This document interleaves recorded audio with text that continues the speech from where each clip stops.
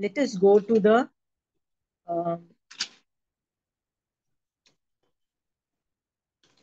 Questions. नहीं है किसी को? सबको मजा आ रहा है मैथ्स का वाला टॉपिक करते हुए? तो डिफिकल्ट लग रहा है? कोई प्रॉब्लम्स है मैथ्स का टॉपिक करते हुए? बताइए, let me see how I can help you in maths का। शोभा जी, डिफिकल्ट लग रहा है? डिफिकल्ट लग रहा है लेकिन मैं, हाँ, Actually, it's a little difficult, but to remember everything is very difficult. Too many things have been done, na? So it's becoming a little difficult to remember everything. Shobha ji देखिए, आप है ना अभी पूरा, मैं ना जो पढ़ा रही हूँ ना ज्ञान के साथ पढ़ा रही हूँ। ज्ञान बहुत बड़ा कंपोनेंट है। ज्ञान ऑलमोस्ट 50 60 70% कंपोनेंट है, ठीक है। और उसके एप्लीकेशंस बहुत थोड़े हैं, ठीक है। उसको विजुलाइज करना अगेन 10 20% है, ठीक है। तो मैं काम करूंगी लास्ट में ना, एक एक सारी मैथ्स खत्म हो जाने पे एक क्लास ले लूंगी, जिसमें आपको याद क्या रखना है और क्वांटम कितना याद रखना है उसकी एक क्लास ले लूंगी, ठीक है। तो जिससे आप जैसे लोग जो ज्यादा मैथ्स हैंडल नहीं कर पाते हो, ठीक है, हाँ, पर एटलीस्ट उनको इतना तो पता होना चाहिए ना कि मैथ्स में जो वर्ड्स बोले जा रहे हैं वो कितनी बात है, वो छोटी बात है कि बड़ी बात है कि बहुत बड़ी बात है। तो आप लोगों के लिए मैं एक क्रैश कोर्स ले लूंगी। बट क्या होता है Shobha ji, if I am teaching Jainism ना, मुझे पूरे ज्ञान के साथ जाना पड़ता है। I can not do only for you. यदि आप मेरे साथ वन ऑन वन क्लास करोगे ना, तो मैं आपको क्रैश कोर्स दे सकती हूँ। मैं बोल सकती हूँ चलो ज्ञान को हटाओ, ये एप्लीकेशन है, इसको ये पढ़ो और आगे निकल जाओ। But if I am doing a proper class, उसमें तो मुझे सारा कुछ पढ़ाना पड़ेगा ना। मुझे सभी तरह के पल्योपम पढ़ाने पड़ेंगे, सागरोपम पढ़ाने पड़ेंगे, सब कुछ पढ़ाना पड़ेगा। तो भी आप अभी सीख लो, ठीक है। तो मैं क्रैश कोर्स आप लोगों के लिए कर लूंगी, इतनी बात है। तो उस दिन आप स्पेशल अटेंशन, देखो एक और भी एंगल से इस सिचुएशन को देखा जा सकता है शोभा जी। मैथ्स मेरे लिए भी बहुत डिफिकल्ट है, मैं आपको सीरियसली बताती हूँ। मैथ्स में कभी करती ही नहीं हूँ, ठीक है। नहीं करने के बावजूद भी एटलीस्ट वो जब आगम में जब वर्ड्स आते हैं मैथ्स के, उसको उसको यदि नहीं समझोगे तो आपको समझ ही नहीं आया, आधा टाइम नहीं समझ में आएगा कि हो क्या रहा है। तो वो वोकैबुलरी मुझे आती है और वही मैं सिखा रही हूँ। वोकैबुलरी आ गई। दूसरी चीज होती है कि कई बार है ना, कई चीजें समझ ही नहीं आती, कौन सा अंगुल लू, कौन सा पल्योपम लू, कौन सा सागरोपम लू, कौन सा उत्कल परावर्तन लू, ये किसकी बात हो रही है। तो हम लोगों को ना, ये इसके लिए भी मैथ्स का आएगा ना, तो आपको एप्लीकेशंस खट से आ जाएंगे। इसलिए भी आपको पढ़ाया जा रहा है, नहीं तो आप हमेशा डिपेंडेंट हो कि यहाँ पे 500 धनुष बोल दिया और इसको ये भी दोनों 500 धनुष है, दोनों 500 धनुष कैसे हो सकते हैं? क्योंकि एक प्रमाण आंगुल से 500 धनुष है, एक उच्छेद आंगुल से 500 धनुष है, ठीक है। तो आपकी खिचड़ी नहीं बन जाए, ठीक है। तो उस सब के लिए वो मुझे समझ में आता है, इसलिए वो मैं समझा देती हूँ। तीसरी चीज है, ज्ञान से भी वैराग्य आता है। ज्ञान के, सिर्फ ज्ञान से मतलब अभी तो सम्यक दर्शन ही नहीं आया, ठीक है। तो ज्ञान से भी वैराग्य आता है, उसको तो हम यूज कर सकते हैं ना शोभा जी, ठीक है। तो उस ज्ञान को मैं कैसे यूज करके वैराग्य लाना, उसके लिए भी मुझे मैथ्स पढ़ाना पड़ रहा है, ठीक है। पर आप देखो, मैं कैलकुलेशंस नहीं कर रही हूँ। आप मुझे कोई सवाल पूछोगे ना, मैं कैलकुलेशन करके बिल्कुल नहीं दूंगी। बट कंचन आंटी की क्लास में बैठोगे ना, तो कंचन आंटी ऐसी बातें करेगी। एक जीव को सम्यक दर्शन, देखो, सम्यक दर्शन हुआ और वो लगातार कितने सागरोपम पल्योपम तक वो सम्यक दर्शन टिका के रखता है। पर एक बार गिरा वहां से तो कितने टाइम तक वो उसको वापस सम्यक दर्शन नहीं होगा। वो सागरोपम पल्योपम पता नहीं कौन बड़े बड़े जार्गन से नंबर्स बताएंगी। मैं वो नहीं कर सकती हूँ। नहीं कर पाने के बावजूद भी जब कंचन आंटी बोलती है तो समझ तो आ रहा होता है ना कि वो क्या बोल रही है, ठीक है। मैं ज्यादा उसका हजम नहीं कर पाती हूँ, नहीं मैनेज कर पाऊंगी। इसलिए ना आपको ये मैथ्स आना पड़ेगा, ठीक है। तो आप लोगों के लिए एक क्रैश कोर्स जरूर लूंगी, जिसमें मैं थियोरी नहीं पढ़ाऊंगी। उसमें मैं ये बोलूंगी कि पुद्गल परावर्तन काल, इसमें से ये चीज निकला, इसको आगे लो के आगे आगे निकल जाओ, ठीक है। पल्योपम में ये चीज निकला, इसको समझना, आगे निकल जाओ, ठीक है। इसके अंदर ये चीज निकला, वो 15 मिनट में पूरा मैथ्स का मैं जिस्ट आपको दे दूंगी, ठीक है। उसको बोलते हैं ना कि एक सब एग्जाम में एक एक पेपर के अंदर आप पूरा कोर्स का आंसर्स लिख के चले जाते हो, वो भी मैं आपको करके दे दूंगी, ठीक है। ठीक है, तो एक 15 मिनट के अंदर वो मैं कर दूंगी। बट एक टॉपिक मेरा अभी रहता है, तो वो मैं करने वाली हूँ, हाँ। और बताइए शोभा जी, आप लोग, आपका प्रॉब्लम मैं हैंडल कर लूंगी। और बताइए किसको क्या क्या प्रॉब्लम है मैथ्स में?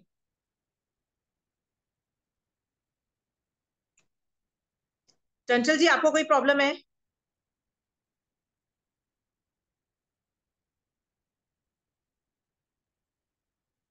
अनम्यूट नहीं कर पा रहे हो?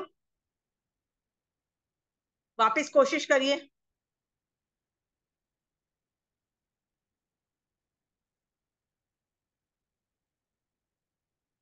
ठीक है, बीच में यदि अनम्यूट हो जाता है तो आप बीच में पूछ लीजिएगा चंचल जी, ठीक है? Okay, so let us move on. हमने कहाँ तक टॉपिक पढ़ा था? पल्योपम और सागरोपम का हमने टॉपिक खत्म कर दिया था, ठीक है? सो हमने ये मेरी चीज देखा। प्रॉब्लम शोभा जी वाली थी। मेरी भी हाँ प्रॉब्लम शोभा जी वाली थी, पर आपने बता दिया कि भाई आप उसका क्रैश कोर्स कर लोगे तो हाँ, इजी हो क्योंकि पर जाएगा। अभी मैं पूरा हैंडल करने वाली हूँ, हाँ क्योंकि हाँ, अभी मुझे पूरा कर, तो ही अभी मैं समझ पूरा में करने, आएगा। ठीक है? मैं उसको शॉर्ट में करके पूरा, जैसे एग्जाम में नहीं होता है कि एक पेपर के अंदर लोग सारे पूरा बुक की पूरी मतलब मेन में नोट्स लिख के चले जाते हैं, मैं पूरा वो करके दूंगी आपको, मैथ्स के लिए करके दूंगी, ठीक है?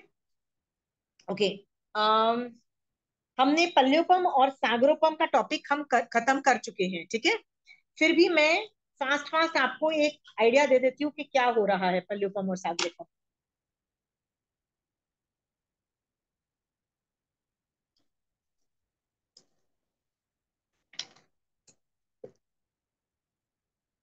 देखिए, स्थानांक सूत्र के अंदर, मतलब ठाणांक सूत्र के अंदर, स्थान 8,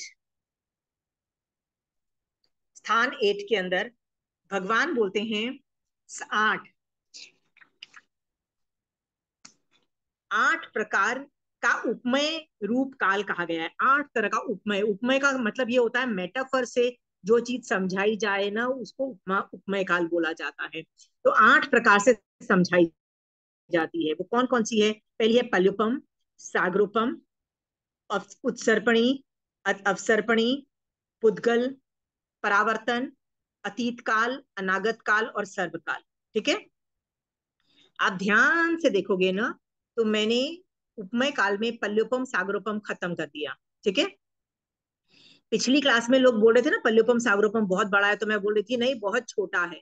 क्यों मैं बोल रही थी? क्योंकि उपमा के अंदर पल्योपम सबसे छोटी चीज है, उसके आगे देखो कितनी सारी चीजें हैं। तो आज मेरी कोशिश होगी कि मैं आप लोगों को पल्योपम सागरोपम के बाद उत्सर्पणी अवसर्पणी पढ़ाऊं और फिर पुद्गल परावर्तन काल पढ़ाऊं, ठीक है? हाँ, इससे हम ये ठाणांक सूत्र में इसलिए खोल के बता रही हूँ कि बताया कि उपमय काल के अंदर पल्योपम सबसे छोटा है, ठीक है सर? तो let us get into this कि पल्योपम क्या होता है।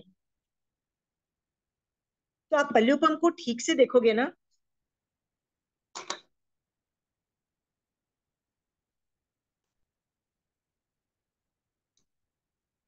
पल्योपम का बहुत ही इजी था कि एक पल्ले बनाया, कितने का था? 1 योजन बाई 1 योजन का था, ठीक है? 1 योजन बाय 1 योजन का था। अब उस पल्ले के अंदर हमने क्या किया? पल्योपम के अंदर हमने देवगुरु उत्तर कुरु के बच्चों के जो अभी सिर्फ 7 दिन, मैक्सिमम 7 दिन के उगे हुए बाल, ऑब्वियसली वो इतने छोटे ही होंगे, इससे ज्यादा कुछ होंगे नहीं, मतलब ऑलमोस्ट लाइक इतने से इससे ज्यादा क्या होंगे? पर उसके भी असंख्यात खंड किए, असंख्यात खंड किए। मतलब सोचो, इस चीज को मैं असंख्यात खंड करूंगी तो वो दृष्टिगोचर भी नहीं होगा, मतलब आप और मैं उसको नहीं देख पाएंगे। बट फिर भी उसको मैं इसके अंदर भर देती हूँ, ठीक है? ये जब मैंने भर दिया, इस पल्ले के अंदर भर दिया, और 100 100 साल में मैं इसको निकालती हूँ, 100 years में निकालती हूँ, तो जब ये खाली हो जाता है, उसको एक पल्योपम बोलते हैं। आप मुझे बोलोगे इसको पल्योपम क्यों बोलते हैं? क्योंकि मैंने आपको पिछली क्लास में बताया था कि जो 6 तरह के पल्योपम हैं, उसमें जो सूक्ष्म अधा पल्योपम है, इसी को समझना। क्यों समझना? इसको नहीं समझना, इसको नहीं समझना, क्योंकि ये वाला सिर्फ द्वीप समुद्र की काउंटिंग में आता है, ये जरूरत से ज्यादा बड़ा क्वांटम है, ठीक है?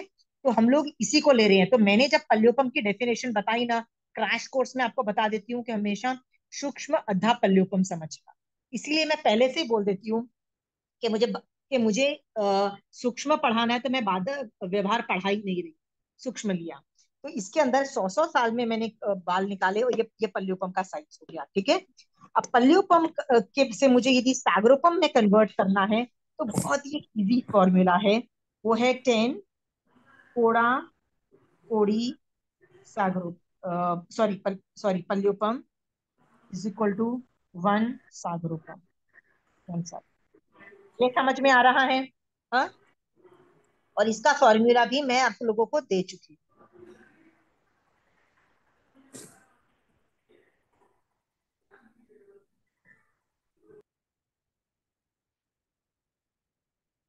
पल्ल्यूपम सागरोपम आप लोगों को समझ में आ गया है? कोई क्वेश्चन है पल्ल्यूपम सागरोपम में? हाँ, नहीं है तो I am moving on to the next topic, जिसका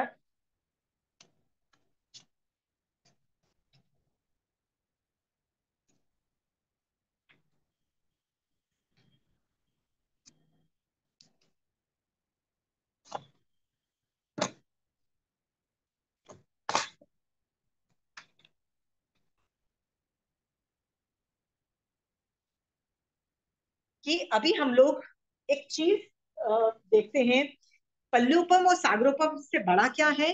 तो भगवान कहते हैं कि अवसर्पणी काल और उपसर्पणी काल उससे बड़ा काल है। ठीक है, तो अवसर्पणी और उपसर्पणी काल में कर चुकी हूँ, फिर भी मैं आपको सिखा रही हूँ।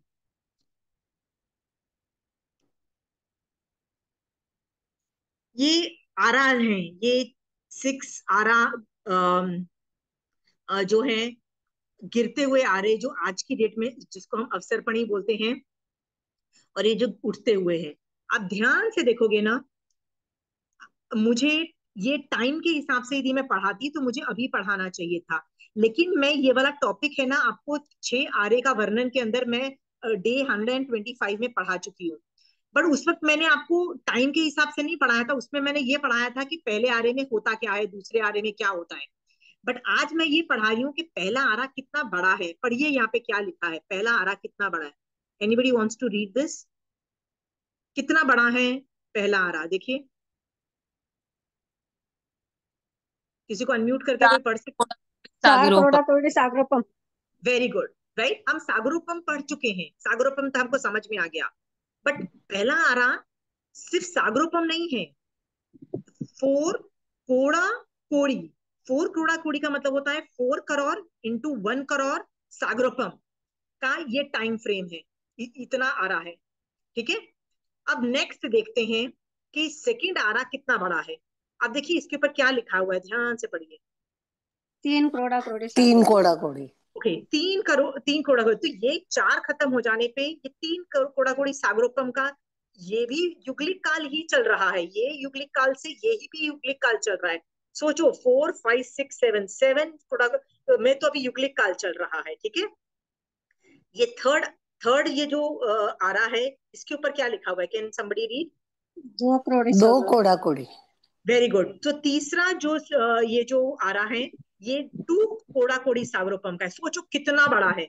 जब ये इतना बड़ा है, ये भी इतना बड़ा है, ये भी इतना बड़ा है, इवन तो ये 2 कोड़ा कोड़ी है, फिर भी ये बहुत बड़ी चीज है। ठीक है, याद रखना, ये इतनी बड़ी चीज है कि ऋषभ देव भगवान इसके एंड में पैदा होते हैं, मतलब ये थर्ड आरे के एंड में पैदा होते हैं। ठीक है, और एंड में ही खत्म भी हो, मतलब जब ये एंड होता है तीसरा आरा, तो ऋषभदेव भगवान का शासन खत्म होके, मतलब ऑलमोस्ट ये जो फोर्थ के अंदर सेकंड तीर्थंकर चालू हो जाते हैं, और 24 तीर्थंकर एक ही में फिट हो जाते हैं। तो तीसरा आरा कितना बड़ा है ये आपको समझ में आ गया है। ठीक है, चौथा आरे के बारे में किसी आपको दिख रहा है कि नहीं दिख रहा है? चौथा आरे का टाइम कितना है? 20,000 वर्ष। 1 करोड़ा करोड़ सागरोपम में 42,000 वर्ष कम। Very good. 1 कोड़ा कोड़ी सागरोपम के अंदर 42,000 ईयर्स कम, सिर्फ 42,000। अब देखोगे 42,000 तो कुछ भी नहीं है। ठीक है, हाँ, तो ये अप्रोक्सीमेटली 1 कोड़ा कोड़ी सागरोपम का है। ठीक है, आप बोलोगे ये 42 माइनस क्यों किया गया है? क्योंकि 42 जो है ना, ये जो 42,000 ईयर्स है ना, उसका ही पांचवा और छठा आरा कॉम्बिनेशन में है। क्योंकि पांचवा आरा कितने का है? 21,000 ईयर्स। ये तो कुछ भी नहीं है, ये तो संख्यात काल का भी 21,000 तो कुछ भी नहीं है कंपेरेटिवली। और ये पांच छठा आरा भी 21,000 का है। इस तरह से आप देखोगे कि हमेशा जो पुण्य प्रकृति हमेशा ज्यादा ज्यादा का टाइम है, और गंदा टाइम देखो कितना कम है, विच इज सो गुड। एक तो आपके लिए भले की बात है ना कि यहाँ पे जो क्वांटिटी ऑफ टाइम आपको रहना है, यदि यहाँ पे यदि सोचो 4 कोड़ा कोड़ी सागोरपम होता तो आपका कितना बाजा बचता। बल्कि अच्छा है, this is such a small time. ठीक है, सो टेक्निकली ये दोनों मिला के 42,000 ईयर्स, और 42,000 इसमें यदि ऐड कर दोगे तो ये पूरा वन वन हो जाएगा। राइट, सो टोटल एक अवसर मतलब एक अवसर्पणी काल कितने का हुआ? 4 + 3 + 2 + 1 कितना हुआ? Yes, good. 5 6 7 8 9 10, 10 का हुआ।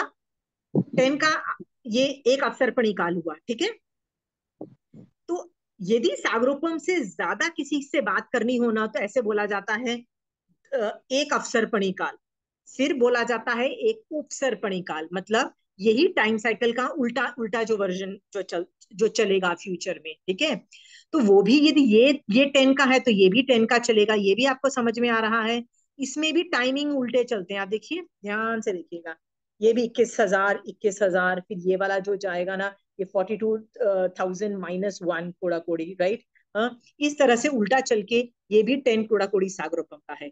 तो पूरा काल चक्र दिस यहां से चालू करो, यहां तक वापस आओ, इसको बोलते हैं वन काल चक्र। काल चक्र, एक काल चक्र कितने का है बताइए?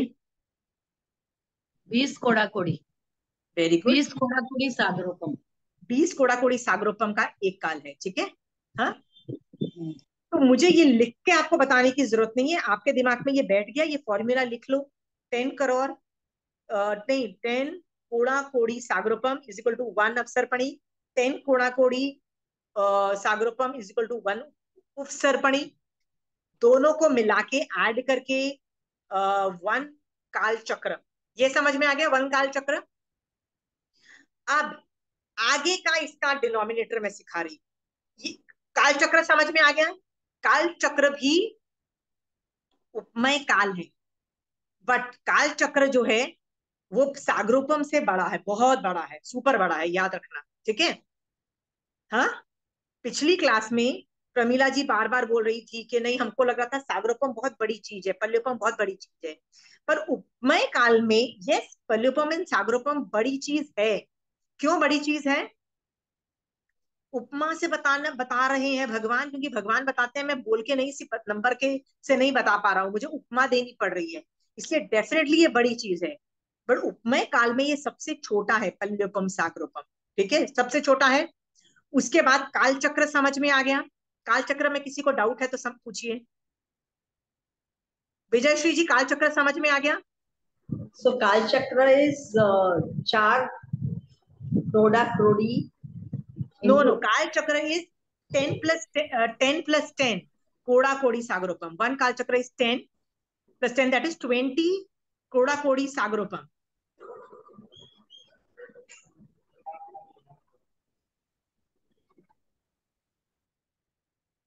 ट्वेंटी कोड़ा कोड़ी सागरोपम इज इक्वल टू वन काल चक्र।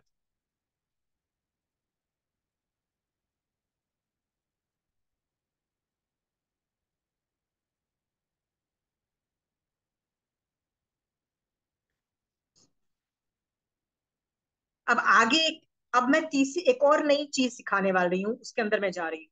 अब काल चक्र पे मेरा टॉपिक खत्म हो गया, काल चक्र को मैं बंद करके मैं दूसरी चीज पढ़ा रही हूँ। आगे जाऊं? काल चक्र में क्वेश्चन है तो पूछ लीजिए। काल चक्र क्लियर है? काल चक्र मुझे अभी पढ़ाना चाहिए था, बट पर मैथ्स के हिसाब से पढ़ा, मैथ्स मतलब ये टाइम के हिसाब से पढ़ाना चाहिए था। ठीक है, पर मैंने पहले आर्य के टॉपिक में डे 125 में पढ़ा चुकी हूँ, आप वहां रेफर कर लीजिएगा। यहाँ पे सिर्फ टाइम बता रही हूँ कि हर काल चक्र इतना है, तो टाइम के एंगल से देखो एक काल चक्र समझ में आ गया है। अब मैं नेक्स्ट फॉर्मूला आपको दे रही हूँ। नेक्स्ट फॉर्मूला है अनंत काल चक्र इज इक्वल टू पुद्गल परावर्तन काल। पुद्गल परावर्तन काल।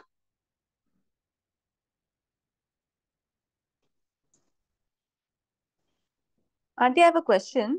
या जो 14 पूर्वधर चले जाते हैं ना दिगोद में, तो हाँ वो तो वो होते हैं ना सम्यक्त भी होते हैं। तो वो हाँ। उसी टाइम में निगोद से निकल के उनको मोक्ष मिल जाएगा, पर राइट। नहीं, जरूरी नहीं है वो अर्ध पुष्कल परावर्तन में मिलेगा ना, मैक्सिमम। हाँ तो मिनिमम। मतलब वो निकल जाएंगे निगोद से with in that time period and मोक्ष चले जाएंगे। हाँ। ऑल्दो वो लोग गए निगोद में, क्योंकि निगोद में होता है ना, चले जाओ तो पता नहीं कब निकलोगे, पर उनका निकलने का time will be fixed within that time. See, I tell you what, निगोद में यदि हम चले भी जाते हैं ना, तो और हम लोग व्यवहार राशि के यदि हैं, बाहर निकल चुके हैं ना, तो हम लोग कितनी बार जाते हैं केंद्रीय में, कितनी निगोद में, और कितनी बार निकल चुके हैं। महावीर स्वामी भगवान का जीव सम्यक दर्शन की स्पर्शना हो चुकी थी उनकी। ठीक है। उसके बाद जो 27 मुख्य भव बोल रहे हैं ना हम लोग, वो मुख्य भव बोल रहे हैं। मुख्य भव मतलब बिग बिग भव। उसके अंदर बीच में वो भी निगोद में भी गए हैं और केंद्रीय में भी गए हैं। आप बोलोगे कैसे प्रूफ करता है? जो लोग कैलकुलेट करते हैं ना कि जो टाइम इतना बड़ा, वो 27 भव में रहते हैं, बट पहले तीर्थंकर से जो हमारा जो टाइम है 24वें तीर्थंकर के बीच में बहुत बड़ा टाइम है। इट इज अ मस्ट कि वो कहीं ना कहीं गए होंगे, एंड मोस्ट प्रोबेबली वो एकेंद्रीय में भी गए होंगे। ऐसा पढ़ने में आया है मुझे। सो आप यदि ये कह रहे हो कि 14 पूर्वधर चले गए तो ठीक है, प्रॉब्लम है तो चले गए निगोद में, वहां से निकल जाएंगे। जरूरी थोड़ी ना है। वो तो निगोद कितनी फास्ट वहां के जीव मर रहे हैं। जरूरी तो नहीं ना कि सब लंबी लंबी काय स्थिति करें। कोई निकल गए, 5 मिनट में भी निकल सकते हैं, 10 मिनट में भी निकल सकते हैं। ठीक है। ओके। और एक और क्वेश्चन, तो पर कुछ लोग ऐसे भी है ना जो अभी तक निगोद से निकले ही नहीं है, कुछ आत्मा ऐसे ना जो जो जो सी मोस्ट ऑफ द संघ्स बिलीव इन अव्यवहार राशि एंड व्यवहार राशि। ठीक है। ये भी क्लास में जीव तत्व में स्टार्टिंग में कर चुकी हूँ। तो जो जो कई संघ, सिर्फ रामगुरु का संघ है ना, ये व्यवहार राशि और अव्यवहार राशि को नहीं मान रहा है। ओनली दैट संघ। ओके। बिकॉज मुझे पता है मंदिरवासी और स्थानकवासी सारे संघ मान रहे हैं। ठीक है। सो यदि एक दो संघ और भी हैं जो नहीं मान रहे हैं, इट इज ओके, अपनी अपनी धारणा से मानो। सो आई एम अज्यूमिंग सोनल कि तुम व्यवहार राशि और अव्यवहार राशि को मान रही हो। यदि मान रही हो ना, तो यस, बहुत सारे जीव ऐसे भी हैं जो व्यवहार राशि में नहीं आए हैं। ठीक है। व्यवहार राशि का मतलब होता है एक, यदि मैं व्यवहार राशि की हूँ, क्योंकि मैंने एकेंद्रिय पना छोड़ के मैं बेइंद्रिय तेइंद्रिय चौरेंद्रिय पंचेंद्रिय में साइकिल में आ चुकी हूँ, उसको व्यवहार राशि बोलते हैं। सो हम लोग तो बिलीव कर रहे हैं यदि के व्यवहार व्यवहार राशि है और अव्यवहार राशि। सो यस, बहुत सारे जीव अभी भी निगोज को उन्होंने छोड़ा नहीं है। Sonal, does okay that okay. Answer your question? Yes yes aunty, समझ गई मैं। ठीक है। एंड सॉरी आंटी, एक और, एंड लोग वो भी बोलते हैं ना कि एक सिद्ध होते हैं तब एक निगोद से निकलते हैं, इज दैट आल्सो ट्रू या दैट इज आल्सो कंट्रोवर्शियल? वो भी अगेन जो व्यवहार राशि में बिलीव करता है, व्यवहार राशि, राइट। सो लाइक हम लोग ऐसे बोला जाता है कि जब कोई एक जीव सिद्ध होता है तो एक अव्यवहार राशि से व्यवहार राशि में आ जाता है। ठीक है। बट ये भी याद रखिएगा कि जब वो जो जीव आता है वो भवी जीव ही आता है, अभवी जीव नहीं आता है। अभवी जीव के का क्वांटम फिक्स्ड है। अभवी जीव का क्वांटम फिक्स्ड है व्यवहार हम्म। राशि। ठीक है। सो कितने अभवी जीव अव्यवहार राशि में भी हैं। ठीक है। अभवी दिस इज जीव, आई गेट कंफ्यूज्ड। ठीक है। एनीवेज। तो ठीक है, so it's okay, you can वापस से रिपीट करके देख लेना। बट हम्म। अभवी जीव जो होते हैं ना, वो दोनों जगह पे है, व्यवहार राशि और अव्यवहार राशि दोनों में है। ठीक है। So yes. हम लोग जब बोलते हैं ना कि अंगाल मर्दन आचार्य अभवी जीव था, राइट, तो वो व्यवहार राशि का अभवी जीव था। ठीक है। वो कभी मोक्ष में नहीं जाएगा। ठीक है। बट हम्म। अव्यवहार राशि के भी जीव अभवी होते हैं। Got it? यस यस, हाँ हाँ हाँ गॉट इट। हाँ। हाँ। बट जब तुमने बताया कि कोई एक जीव सिद्ध हो रहा होता है, तो वही उतने ही अव्यवहार राशि से व्यवहार राशि में आते हैं। उनमें भवी जीव ही आते हैं, अभवी नहीं आते हैं। They don't come. Are you तो वो हम क्लियर? रहेंगे निगोद में ही हाँ। रहेंगे अभी जी? हाँ, दे वो विल निगोद स्टे। में, हाँ वो लोग निगोद में ही रहे। एंड उनकी भी क्वांटम बहुत ज्यादा हाई है। They very high quantum. ठीक है। तो पर वो अंगाल मर्दम वाला आचार्य, वो भी तो कभी तो निगोद में गए होंगे, तो वो फिर कैसे निकले निगोद से? नहीं, अभी वो निगोद में जाए तो वो तो व्यवहार राशि के ना, व्यवहार राशि वाले भी तो निगोद में जाते हैं ना। सी यू तो आर अब not, you are not understanding. तुमको लग रहा है अव्यवहार राशि मीन्स वो निगोद में चला गया, नहीं। अव्यवहार राशि का मतलब वो होता है जो जो एक बार भी बेइंद्रिय पने में नहीं घुसे हैं, मतलब एक इंद्रिय ही है, निगोद में ही रह गए हैं। ठीक है सोनल, यस। सोनल अव्यवहार आशिमा, राशि आशिमा, या थोड़ा सुन। हाँ मैं बोलना चाह रही थी कि अभवी, पहले तो वो भी तो अभवी थे, कभी ना कभी तो वो निकले हैं। वो जब सिद्ध बने हैं कोई जीव, तब नहीं निकले होंगे। ऐसे तो निकलते ही है अभवी निगोद से, नहीं, तभी तो अभी नहीं व्यवहार राशि में निकलते। आएंगे ना। अ- नहीं कमलेश तभी आंटी, तो यदि व्यवहार राशि में आएंगे ना। नहीं, यदि वो व्यवहार राशि में आते तो यहाँ पे अ, अव्यवहार राशि के सॉरी अभवी जीव के क्वांटम बढ़ती चली जाती। वो नहीं बढ़ती है, वो फिक्स्ड रहती है ना जी, इसलिए मैं बोल नहीं, रही हूँ ना वो जैसे तो। फिक्स रहती है अभवी है, जैसे यहाँ से कुछ अभवी, या हम लोग भी कोई भी निगोद में चले गए, या अभवी वापस निगोद में गए, तब वो आ गए होंगे व्यवहार राशि में एक बार। पर वो कहलाएंगे तो व्यवहार राशि के ही ना आंटी। हाँ, वो अव्यवहार के नहीं बन जाएंगे यदि वो निगोद में गए। तो यदि वो निगोद में जाता है अंगाल मर्दन आचार्य किसी वजह से, तो हाँ। तो वो अव्यवहार राशि का थोड़ी ना बन जाता है, वो तो व्यवहार राशि का नहीं, ही वो तो रहेगा। रहेंगे व्यवहार राशि के ही, हाँ तो रहेंगे तो फिर वो व्यवहार राशि के ही। और दोनों के अव्यवहार क्वांटम फिक्स्ड हैं, दोनों के क्वांटम फिक्स्ड हैं, इसीलिए कन्वर्जन मतलब वहां से कोई निकलने वाला वो नहीं होता है। तो अव्यवहार फिर राशि जो वाले अभवी फिर है वो अभवी कैसे जीव निकले? कभी आते नहीं है। वो कैसे निकले? अभवी नहीं निकलेगा, वही तो मैं बोल रही हूँ, वो नहीं निकलेगा। नहीं नहीं, लेकिन वो अभवी जैसे अंगार मर्दन आचार्य का जीव है, ये कभी पहले ना से कभी ही। तो वो भी निगोद में ही होंगे, पहले शुरू में तो नहीं, देर इज अव्यवहार नो से शुरू। व्यवहार में आए होंगे। नहीं आंटी, देर इज नो शुरू एंड अंत। आपने कभी सुना नहीं है, जैन धर्म does not believe in the beginning of the beginning और एंड। हाँ, तो बिगनिंग और बिगनिंग एंड तो नहीं सुना। हाँ, इसके आदि अंत रहित है। हाँ, सो इसकी वजह से ये जो आपका जो सवाल है ना, ये itself is a question mark. मैं इसका आंसर कैसे दूं? ओके, ठीक है। ठीक है, ओके। सो अभी हम, so okay, any more questions? तो आंटी कोई बेंद्रे से भी बिगिन कर सकता है, तेंद्रे से भी। You can begin with any इंद्रिय, डजंट हैव टू बी एकेंद्र। एकेंद्र से ही जीव का वो, अच्छा वैसे भी there is no beginning, there is no end, but There is no beginning, there is no end. So matter is over. You cannot argue that case. You cannot argue that case. क्योंकि मैंने तुमको बताया ना कि तुमको अभी भी, तुमने आगम यदि पढ़े होंगे ना, तो तुमको रियलाइज होगा ये जो आठवां अनंत की पॉसिबिलिटी तुमको नहीं समझ में आ रही। देर इज अ रीजन, मैं उसको बता रही हूँ कि वो कितना लंबा है। मैं बार बार तुमको ये, कितनी देर मैंने 5-10 मिनट लगाई है इस बताने के लिए कि आठवें अनंत की पॉसिबिलिटी कितनी बड़ी है। ठीक है, हाँ। किसी वजह से मैं एक ही टॉपिक पे 15 मिनट बैठ के डिस्कशन कर रही हूँ, ये बता रही हूँ कि मेरे को ऐसे लगता है बट आगम ऐसा बोल रहा है और इसके बारे में इंफॉर्मेशन नहीं है। 15 मिनट में क्यों बैठी हूँ? क्योंकि मुझे पता है वो अनंत अनंत की राशि का लेवल क्या है। ठीक है, सो सोनल, यू विल, जब आगम पढ़ते जाओगे ना, तुमको ये हजम होता जाएगा कि there is no beginning, there is no end. ये भी बैठेगा। हमको नहीं बैठता है बिकॉज ये use to listening to things in a very, हाँ ऐसे ही हुआ होगा, नहीं। There was no beginning, there is no end. ठीक है,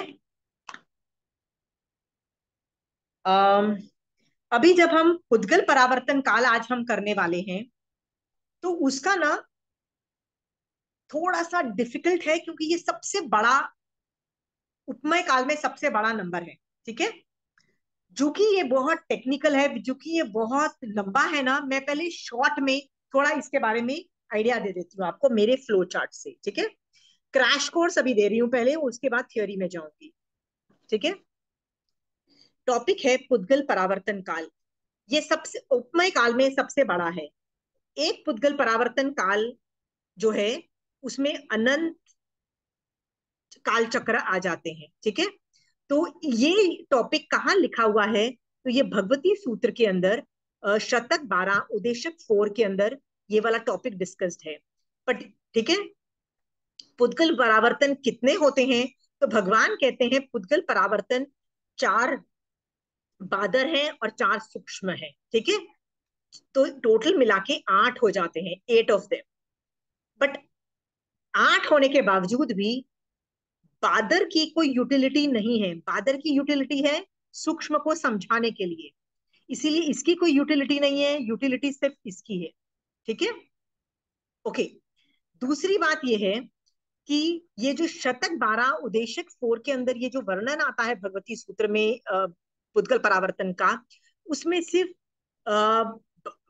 बादर और सूक्ष्म पुद्गल परावर्तन काल का ही वर्णन है, इन दोनों का ही वर्णन है। ये जो नीचे के जो ये 3 है, क्षेत्र काल और भाव, और सूक्ष्म के क्षेत्र काल और भाव, इसका वर्णन, इन 6 का वर्णन कहीं भी नहीं है 32 आगमों में, 32 आगमों में कहीं भी नहीं है। तो वो कहां से लिया जा रहा है? तो क्षेत्र काल और भाव, ये जो है ना क्षेत्र काल और भाव, बादर और सूक्ष्म जो भी है, ये 5वें कर्म ग्रंथ से लिया जा रहा है, 5th कर्म ग्रंथ। आप बोलोगे क्या ये 32 आगम, ये जो नीचे के जो 6 हैं, ये यदि नहीं है, नहीं है आगम के अंदर, तो फिर कर्म ग्रंथ में क्यों है? तो उसका आंसर ये है कि आगम्स में रहे होगा, ये इंफॉर्मेशन डेफिनेटली रहा होगा। ठीक है, बट जैसे कंचन आंटी बोलती है भगवती सूत्र है ही कितनी, मतलब बहुत थोड़ी बच गई है, बाकी सब लुप्त हो चुकी है। तो ये टॉपिक भी इतना एक्सटेंसिवली लिया गया है द्रव्य वाला भगवती सूत्र में, और बाद में अचानक इसका कुछ वर्णन ही नहीं है, ऐसा लगता है ये गायब हो गई है इंफॉर्मेशन, और पर गायब आगम से हुई है, 32 आगमों में कहीं भी इसका मेंशन नहीं है, बट कर्म ग्रंथ में है और बहुत अच्छे से एक्सप्लेन्ड है। इसकी वजह से हम ये 5वें कर्म ग्रंथ से उठा के ये 8 तरह के पुद्गल परावर्तन वी विल बी डिस्कसिंग। ठीक है, जिसके अंदर एप्लीकेशन देखा जाए, एप्लीकेशन सिर्फ एक का ही है, इसका इसका मतलब क्षेत्र नहीं, सूक्ष्म क्षेत्र पुद्गल परावर्तन काल, इसी का एप्लीकेशन है, एक ही का एप्लीकेशन है। वो क्या एप्लीकेशन है कि यदि मैं आपको ये बोलती हूं कि यदि मैंने सम्यक दर्शन की स्पर्शना की है, तो मैं मिनिमम कितने टाइम में मोक्ष जाऊंगी? बताइए आप, कितने टाइम में मैं मोक्ष जाऊंगी देशोन यदि अर्ध मैंने? पुद्गल परावर्तन, हाँ, नहीं नहीं नहीं, देशोन अर्ध मिनिमम। पुद्गल एक परावर्तन, जघन्य होता है और एक एक उत्कृष्ट होता है, जघन्य की बात पूछ रही हूँ, जघन्य जगन्य कितनी? 2 या 3 भाव। नहीं, मैं अभी मरी, अभी यदि मुझे सम्यक दर्शन हुआ तो मैं अभी भी केवल ज्ञान प्राप्त कर सकती हूँ ना। जघन्य एक समय, हाँ जघन्य एक समय, ठीक है। हाँ हाँ हाँ और हाँ। उत्कृष्ट कितना काल मुझे, मैं मोक्ष चली जाऊंगी, सम्यक दर्शन यदि मुझे आज हुआ है, उत्कृष्ट समय में कितने में जाऊंगी ही जाऊंगी? तो भगवान कहते हैं अर्ध पुद्गल परावर्तन काल। अर्ध का मतलब होता है देशोन हाफ, देशोन अर्ध पुद्गल। सॉरी, देशोन अर्ध पुद्गल परावर्तन काल। ठीक है, ओके। तो वो पुद्गल परावर्तन काल कौन सा लेना वहां पे? तो उसका आंसर ये है कि उसके अंदर सूक्ष्म क्षेत्र पुद्गल परावर्तन काल समझना है, बस इसका एक ही एप्लीकेशन है। आप बोलोगे एक ही एप्लीकेशन के लिए आप मुझे इतना बड़ा टॉपिक पढ़ा रहे हो? हाँ, मैं पढ़ाऊंगी, क्योंकि ये जो क्वांटम है ना, इतना बड़ा क्वांटम है, आपको ये समझ में आएगा ना, तब आपको समझ में आएगा कि पल्योपम और सागरोपम तो भैया कोई भी चीज, कुछ भी बड़ी चीज नहीं है, मतलब इससे तो काफी बहुत बड़ी चीज, बहुत बड़ी बड़ी चीजें हैं। ठीक है, गॉट इट? आप लोगों को, किसनों को लगता था कि सागरोपम पल्योपम बहुत बड़ी चीज है? पूजा, तुमको लगता था बहुत बड़ी चीज है? हाँ, क्यों लगता था? मैं तुमको एक रीजन बताती हूँ। जनरली हम लोग क्या बोलते थे, ओ माय गॉड, देवता और नारकी मैक्सिमम आयु कितना, कितना तुम रह सकते हो, या आयुष कर्म का मैक्सिमम टाइम कितना है? ओ 33 सागरोपम, ऐसे बोलते थे ना, क्योंकि सात्वी नरक और अनुत्तर विमान वाला ये मैक्सिमम 33 सागरोपम करता है आयुष कर्म का। तो हमको लगता है ये 33 सागरोपम बहुत बड़ी चीज है। तो पूजा, मैं एक और बताती हूँ, पहला आरा कितने टाइम का है? 4 4 करोड़ करोड़ करोड़ी सागर। सागरोपम, 4 करोड़ इंटू 1 करोड़ सागरोपम का है। समझ गए ना? 10 के बाद 14 जीरोस आ लगते हैं, उतने सागरोपम का है, राइट? और तुम सातवीं नरक में और अनुत्तर विमान में कितना मैक्सिमम आयुष कर्म होता है? 33 सागरोपम, 33, nothing, nothing. Can you, did you understand? हाँ, इट इज नथिंग कंपेरेटिवली। तो पहला आरा कितना बड़ा है? इतना बड़ा है कि उसमें कितने अनुत्तर विमान में लोग पैदा होके मर भी जाएंगे, पैदा होके मर भी जाएंगे, पैदा होके मर भी जाएंगे। Just imagine, imagine how big it is. Are we very clear? हाँ, बट हम लोगों को बचपन से ऐसी आयुष करो मैक्सिमम वो, इसलिए उस वक्त हम लोग आयुष की अपेक्षा मैक्सिमम वो है, ठीक है, गॉट इट, ओके। सो मेरा काम यह है कि क्वांटिटी को बढ़ा चढ़ा के बताना कि पल्योपम बहुत छोटी चीज है, सागरोपम उससे बड़ी चीज है, काल चक्र हो गया। अब हम पुद्गल परावर्तन काल के अंदर बहुत बहुत टेक्निकल चीजें पढ़ेंगे, राइट। हिम्मत करके ये थियोरी पढ़ लो, क्योंकि पढ़नी पड़ती है, आगम में है तो आपको पढ़नी पड़ेगी, ठीक है, पढ़ लो। पर फिर भी आपको बोल देती हूँ, सूक्ष्म क्षेत्र पुद्गल परावर्तन में ही ज्यादा दिमाग लगाना, क्योंकि वही क्वांटिटी बेसिकली हम लोग बता रहे हैं देशों अर्ध पुद्गल पर, सॉरी, पुद्गल परावर्तन काल के अंदर जो हम यूटिलिटी बता रहे हैं वो क्षेत्र की ही है, गॉट इट। और किसी भी पुद्गल परावर्तन की यूटिलिटी आगम में आज अवेलेबल नहीं। इसका मतलब क्या है, जब ज्यादा ज्ञान रहा होगा, राइट, पूर्वों का ज्ञान रहा होगा, तो आई एम श्योर चारों पुद्गल परावर्तन की यूटिलिटी रही होगी। पर आज के पास हमारे पास कोई इंफॉर्मेशन नहीं है, गॉट इट। तो आप बोलोगे एक चीज के लिए आप इतनी बड़ी चीज पढ़ा रहे हो, yes I will teach, right. क्योंकि कई चीजें हम भावुक होके बोल देते हैं, पुद्गल परावर्तन काल, पुद्गल परावर्तन काल बोल देते हैं, क्योंकि ये सबसे बड़ी चीज मानी जाती है। Can we start that. ये एप्लीकेशन मैंने आपको इसलिए पहले करके दे दिया है क्योंकि आपको थोड़ा जोश तो आ जाए कि हाँ भैया कहीं तो जा रहे हैं हम लोग, ठीक है। हाँ, पहले आपको जोश दिलाने के लिए किया। और मैंने ये शॉर्ट फॉर्म, ये जो मैं आपको बता रही हूँ, अपनी जो पीडीएफ जो बता रही हूँ, इट इज अ मैटर, ये मैं पूरा आपको प्रिंट, मतलब पूरा आपको पीडीएफ रूप में आप लोगों को भेज दूंगी, चिंता मत करो, ठीक है। लेट अस स्टार्ट विद बादर एंड सूक्ष्म द्रव्य से पुद्गल परावर्तन काल। Can we start that. किसी को सवाल है तो पूछ लीजिए।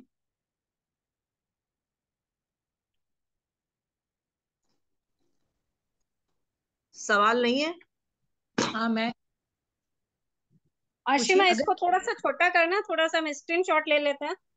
मैं भेज दूंगी ना आंटी आपको पीडीएफ। पीडीएफ में फिर मेरे से बनता नहीं है, होता नहीं है, थोड़ा सा थोड़ा छोटा, देखो और थोड़ा सा मैं छोटा। आपको एक साइड करके बता देती हूँ, मैं हाँ सिर्फ हाँ आपको। हाँ हाँ, ठीक है, आप दूसरे साइड का कर दो। नहीं, एक मिनट, एक मिनट, आप ले लो। हाँ, ले लिया, अब दूसरे साइड का कर दो। ठीक है बेटा, हो गया, thank you. Okay okay, so let's start this. ये वाला पेज का सिर्फ द्रव्य वाला ले रहे हैं, ठीक है। नाम बोलता है पुद्गल परावर्तन काल। पुद्गल परावर्तन काल को पढ़ाने के लिए मुझे आपको पुद्गल क्या है उसके बारे में वर्णन करना पड़ेगा। पुद्गल क्या चीज है आपको सिखाना पड़ेगा। So let me teach you what is पुद्गल। हमने अजीव तत्व जब सीखा था ना, एक minute, let me just get the book.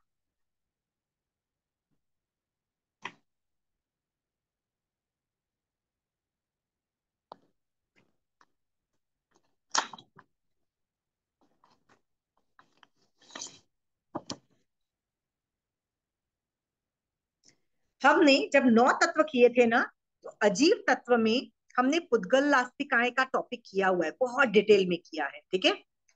आप है ना पुरानी क्लास में पुद्गल के सारे कैरेक्टरिस्टिक्स देख लेना। फिर भी मैं वापस वो इसलिए पढ़ा रही हूँ क्योंकि वो पुद्गल परावर्तन से रिलेटेड है, ठीक है। तो आपको ज्यादा इंफॉर्मेशन चाहिए तो आप वो अजीब तत्व में पुद्गलास्तिक आयक के अंदर देख लेना। मैं यहाँ पे बहुत शॉर्ट में इंफॉर्मेशन देके मैं आगे निकल जाऊंगी, ठीक है। पुद्गल जो है वो क्या चीज है, तो भगवान कहते हैं एक यही चीज है जो रूपी है। 6 द्रव्य पे पूरी दुनिया में सिर्फ 6 ही द्रव्य है, 6 द्रव्य ही है। षड द्रव्य बोला जाता है जिसको टेक्निकल भाषा में, षड का मतलब 6 होता है, 6 द्रव्य हैं। उनमें से जीव, धर्मास्तिका, अधर्म, किसी को भी आप देख नहीं सकते हो, ठीक है। एक पुद्गल ही है जिसको तुम फिर भी देख सकते हो। ऐसा भी नहीं है कि सारे पुद्गलों को देख सकते हो, उनमें भी कुछ को नहीं देख सकते, सिर्फ कुछ ही को ही देख सकते हो। बट यदि देख सकते हो तो वो डेफिनेटली पुद्गल है। Are we very clear. हाँ, पुद्गल क्या चीज होती है, तो पुद्गल की डेफिनेशन में बोला गया कि जिसमें रंग है, रूप है, गंध है, मतलब स्मेल है, ये सब 5-6 कंपोनेंट्स हैं, ठीक है। इसका, इसके क्या लक्षण हैं, तो 2-3 लक्षण बताएं। मिलना बिछड़ना, अगेन मिलना बिछड़ना इसका धर्म है। धर्म है मतलब इसका जॉब है। जैसे जीव का क्या जॉब है, उपयोग में रहना उसका जॉब है, जिसको बोलते हैं ना जीव का क्या धर्म है, उपयोग धर्म है, हमारा उपयोग धर्म है ना। वैसे पुद्गलास्तिकाय का मिलना बिछड़ना धर्म है। और एक और भी चीज होती है, सड़ना गलना विध्वंस होना चेंज होना भी उसका जॉब है। सड़ना गलना विध्वंस होना चेंज, दैट्स वाई कोई भी चीज कांस्टेंट नहीं होती है, वो चेंज होती रहती है। यहाँ तक कि तीर्थंकरों की बॉडी भी कांस्टेंट नहीं रहती है, एवरीथिंग हैज टू चेंज। ठीक है, ये भी समझ में आ गया। ठीक है, अब इसको पढ़ाने के लिए ना मैं थोड़ा सा एफर्ट पुद्गल के बारे में बताना चाहती हूँ। पुद्गल करता क्या है, तो भगवान कहते हैं,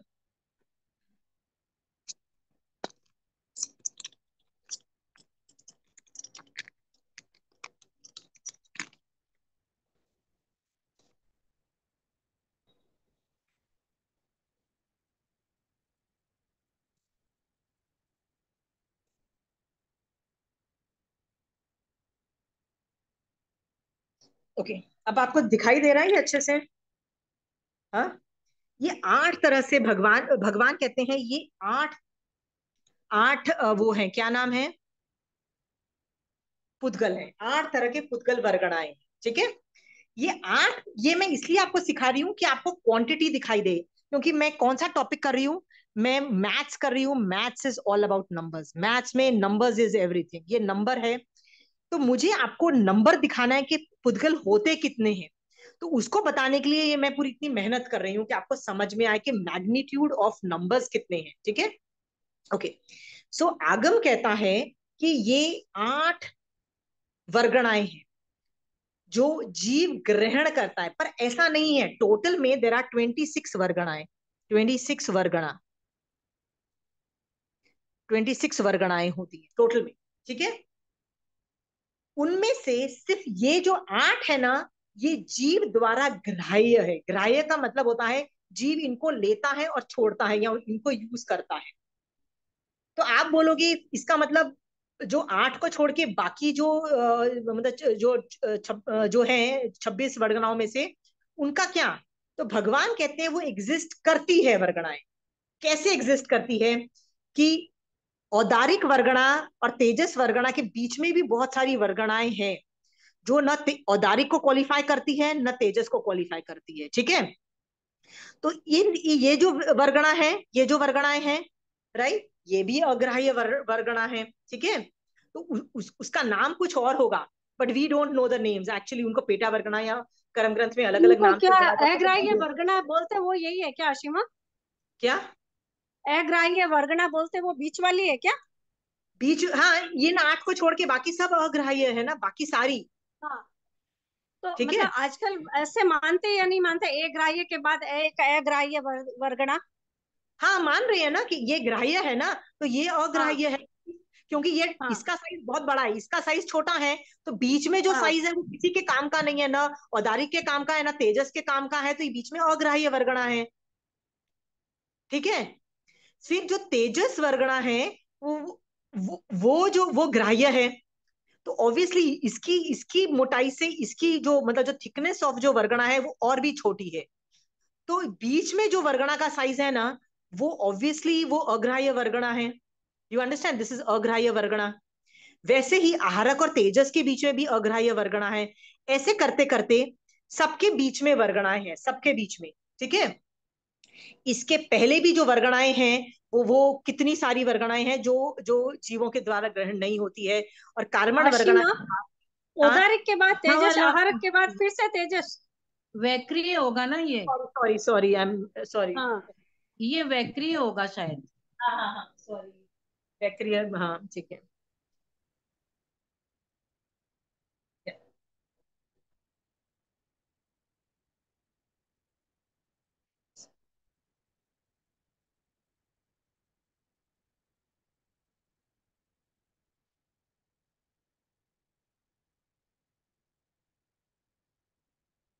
ओके सॉरी, समझ गए। ये आपको ये समझ में आ गया कि इसके बीच में भी अग्राह्य वर्गणा है, इसके कै बीच में में। रह लगा दो नीचे, हाँ कै में रह, वैक्रिय रह लगेगा आधा, कै के ओके नीचे रह ओके, लगेगा। हाँ ठीक है, ठीक है, ओके। आपको मैं ये कॉन्सेप्ट इसलिए बता रही हूँ कि ये सारी अग्राह्य वर्गणा है, तो ऑब्वियसली सबके नाम केवली भगवंत के केवल ज्ञान में रहे होंगे, इसका सबके नाम रहे होंगे, बट आगम और कर्म ग्रंथ में मेंशन नहीं है, बस उनको पेटा वर्गना या दूसरे तरह के वर्गना का नाम ले लिया जाता है कि ये सारी अग्राह्य है। अग्राह्य का मतलब होता है जीव ग्रहण नहीं करता है, ग्रहण का मतलब लेके छोड़ता नहीं है। ठीक है, ये समझ में आ गया आप लोगों को कि 26 में से सिर्फ 8 वर्गणाएं ग्राह्य है। ठीक है, बट बाकी के नाम है ही नहीं क्या आशिमा? नहीं, एग्जिस्ट नहीं करते। सुनीता आंटी जैसे बोलती है ना, वो पेटा वर्गना या ऐसे कुछ वर्गनाएं, क्या नाम है क्या है मुझे नहीं पता है, आई रियली डोंट नो। आगम डजंट हैव अ नेम, कर्म ग्रंथ में रहा होगा तो मुझे पता नहीं है, आई एम नॉट इनटू कर्म ग्रंथ। ठीक है, पर सुनीता आंटी के मुंह से पेटा वर्गना सुना है, पेटा मतलब maybe I don't know what is that really, but वो अग्राह्य को ही बोल रही है मोस्ट प्रोबेबली। ठीक है, but Agam is not talking about that. See मेरे को ना आपको नंबर के बारे में हाईलाइट करना है, I am coming to the point to show you numbers, okay, इसलिए मैं ये सब पढ़ा रही हूँ। ठीक है, कि ये इसके पहले भी अग्राह्य वर्णना है, ये ग्राह्य है, फिर बहुत सारी अग्राह्य वर्णना है, फिर वैक्रिय है, फिर अग्राह्य वर्णना है। आप देखते जाइए अग्राह्य वर्णना का बीच में क्वांटम कितना बड़ा है, बहुत बड़ा क्वांटम है। ठीक है, बट ये जो औदारिक वर्गणा है, क्या जिंदगी भर औदारिक वर्गणा ही रहेगी? तो भगवान कहते हैं नहीं, अभी जो औदारिक वर्गणा है, जैसे मेरा हाथ जो है ये औदारिक वर्गणाओं से बना हुआ है, बट प्रति समय में मैं आहारक वर्गणा ले रही हूँ। हाथ के जो मतलब ये जो औदारिक वर्गणा से जो मेरा हाथ बना हुआ है, ये थोड़े से खत्म होके वो बाहर भी निकल रहे हैं। जो बाहर निकलते हैं ना, वो जो औदारिक वर्गणा जो मैंने ली है, ऐसा भी हो सकता है ना थोड़ी देर के बाद वो वैक्रिय वर्गणा बन जाए, आहारक, तेजस या कोई भी वर्गणा बन जाए। ऐसा भी हो सकता है थोड़ी देर के बाद वो भाषा वर्गणा बन जाए और मैं उनको ग्रहण करके छोड़ू और भाषा रूप में कन्वर्ट करूं। फिर थोड़ी देर में मैं उनको लेती हूँ और भाषा वर्गणा जो मैंने छोड़ी वो थोड़ी देर में कन्वर्ट होकर श्वासोश्वास वर्गणा बन गई। ठीक है, और फिर मैं उसी को श्वासोश्वास रूप में लेती हूँ to breathe, and then I release it. जब मैंने रिलीज कर दी है तो वो फिर मनोवर्गणा बन गई। कुछ भी हो सकता है, I am just saying, jumping भी होती है, कुछ भी हो सकता है। ठीक है, पर प्रॉब्लम यह है कि औदारिक वर्गणा सिर्फ श्वासोश्वास मनोवर्गणा या दूसरी वर्गणा में कन्वर्ट नहीं होती, वो अग्राह्य वर्गणा में भी जाती है। और अग्राह्य वर्गणा भी आहरक बन सकती है, फिर अग्राहक से भाषा में बन सकती है, भाषा से अग्राह्य में बन सकती है, फिर अग्राहक से आहरक बनेगी, फिर आहरक से अग्राह्य वर्गणा बनेगी, फिर अग्राह्य से मनोवर्गणा बनी, फिर मनोग्राह्य से अग्राह्य वर्गणा बनी। That way jumping jumping keeps on happening. Are we clear? ये कॉन्सेप्ट समझ में आ रहा है कि जो जंपिंग है सिर्फ आठों के अंदर कन्वर्जन नहीं हो रहा है, सब सब वर्गणाओं में कन्वर्जन हो रहा है। सो ऐसे कितने जो वर्गणाएं हैं जो अभी अग्राह्य वर्गणा में है, वो औदारिक में आएंगी, फिर वापस अग्राह्य में चली जाएंगी, फिर औदारिक में आएंगी, फिर अग्राह्य में चली जाएंगी। सोचो कितनी वर्गणाएं हैं पूरे यूनिवर्स में। आपको समझ में आ गया? हाँ, ठीक है। इसके बारे में कुछ और भी बोलना चाहती हूँ। औदारिक वर्गणा सबसे बड़ी है, मॉलिक्यूलर स्ट्रक्चर के अंदर बड़ी। ये मैं बड़ा इसलिए बता रही हूँ कि औदारिक वर्गणा भी इतना सूक्ष्म है कि दिखाई नहीं देता है, बट इससे ये छोटा है, इससे ये और छोटा है, इससे ये और छोटा है, इससे ये और छोटा है, छोटा है, छोटा है, और सबसे छोटा तो ये, सबसे छोटा। ठीक है, सबसे छोटा ये है। ये साइज छोटा है। साइज छोटा होने से हम लोग जब खाना खाते हैं ना, तो एक चम्मच भर के आप अपने मुंह में कुछ खाना डालते हो। ठीक है, तो मान लो आपने अंगूर का एक चम्मच लिया और अपने मुंह में डाला, तो ऑब्वियसली 2 या 3 अंगूर ही आपके मुंह में जाएंगे, उससे ज्यादा नहीं जा पाएंगे ना, क्योंकि आप एक चम्मच में भर के खा रहे हो। बट राई के दाना आप यदि एक चम्मच भर के मुंह में डालोगे तो 100 से ऊपर दाने मुंह में चले जाएंगे ना। वही वर्गणा में होता है। जीव जब औदारिक वर्गणा लेता है ना, तो जो उसका क्वांटिटी होती है ना, ये कम होती है। वैक्रिय वर्गणा जो प्रति समय लेता है उसकी क्वांटिटी इससे ज्यादा होती है, क्योंकि ये छोटा है तो चम्मच में ज्यादा आएगा, राइट। वैसे ही प्रति समय में कार्बन वर्गणा जब मैं ग्रहण करती हूँ ना, तो बहुत ज्यादा वर्गणाएं ग्रहण करती हूँ। क्यों? क्योंकि इतना छोटा है ना, तो चम्मच में समझ लो बहुत ज्यादा आता है। ये चम्मच इज लाइक अ मेटाफर। ठीक है, समझ में आ रहा है? साइज के हिसाब से यदि ये साइज बड़ा से छोटा है ना, तो क्वांटिटी इसकी बड़ी होगी और इसकी सबसे छोटी होगी। आगे चल के ये इसकी क्वांटिटी में आएगा। तो ये मैं पुद्गल के रूल्स बताए, ये रूल्स पुद्गल के हैं, पुद्गल परावर्तन काल के नहीं है, पुद्गल के रूल्स हैं। आपको ये समझना है कि कितनी ज्यादा क्वांटिटी, नंबर्स कितने ज्यादा है। देखिए ये नंबर कितने ज्यादा है, और टोटल में सिर्फ 8 वर्गणाएं नहीं है, बहुत सारी वर्गणाएं हैं जो अग्राह्य के अंदर है, और अग्राह्य से भी ग्राह्य में बन जाती है, फिर थोड़े टाइम के बाद वो अग्राह्य में चली जाएंगी, फिर वो ग्राह्य में आ जाएंगी। Look at the quantity of वर्गणाएं। ठीक है,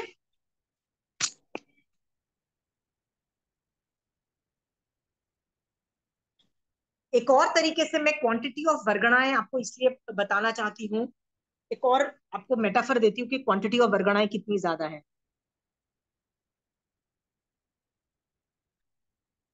लोक में कितने आकाश प्रदेश हैं? तो आप बोलोगे लोक में असंख्यात आकाश प्रदेश हैं। ठीक है,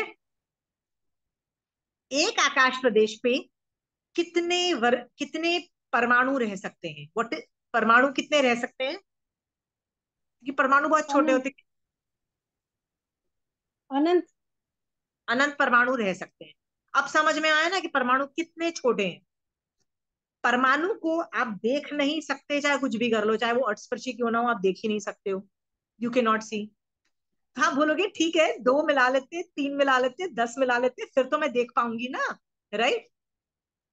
तो आंसर ये है, संख्यात क्या, असंख्यात क्या, अनंत। जब जब परमाणु मिलते हैं, जिसको अनंत प्रदेशी स्कंध बोलते हैं, अनंत प्रदेशी स्कंध, स्कंध मतलब एक ग्रुप, जब मिलते हैं ना, उनमें से भी कुछ दृष्टिगोचर है, कुछ दृष्टिगोचर नहीं है। ठीक है, गॉट इट? सो आप जितनी भी बारीक चीज को देख रहे हो, जितनी भी बारीक चीज को देख रहे हो, यदि वो आप देख सकते हो, if you can see, it is definitely अनंत प्रदेशी स्कंद। इट कैन नॉट बी संख्यात असंख्यात, इट हैज टू बी अनंत प्रदेशी स्कंद। ये समझ में आ गया? तो कितनी छोटी जगह में कितने अनंत अनंत प्रदेश हैं, समझ सकते हो? मतलब परमाणु कितने सारे हैं, मैग्नीट्यूड, नंबर बताने की कोशिश कर रही है। ये समझ में आ गया? ठीक है, आपको एक दो चीजें बोलना जनरल। तो मेरा क्या, जो जो एफर्ट था आपको बताने के लिए कि क्वांटिटी ऑफ परमाणु इन द होल लोक आपको दिखाई दे रही है कितने ज्यादा हैं? क्वांटिटी दिखाई दे रही है ना आपके अंदर से, इमेजिनेशन से? एक तो लोक कितना बड़ा, लोक कितना बड़ा, 2.5 पल्योपम जितना तो द्वीप समुद्र है। ठीक है, वो तो एक रज्जू में फिट होता है।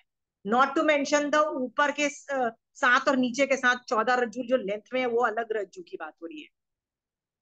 लोक कितना बड़ा है, उसमें इस तरह के पुद्गल वर्गणाएं कितनी भरी हुई है, कितनी भरी, क्वांटम कितना हाई है, ये समझ में आ गया? क्वांटम, यदि ये क्वांटम समझ में आ गया ना, तो इसके बाद ये थियरीज आप खट खट खट कर लोगे। पुद्गल परावर्तन काल ऐसे समझ में आएगा। पहले ये बिठा लो कि कितने ज्यादा परमाणु है लोक में। उस पर कोई सवाल है तो पूछिए।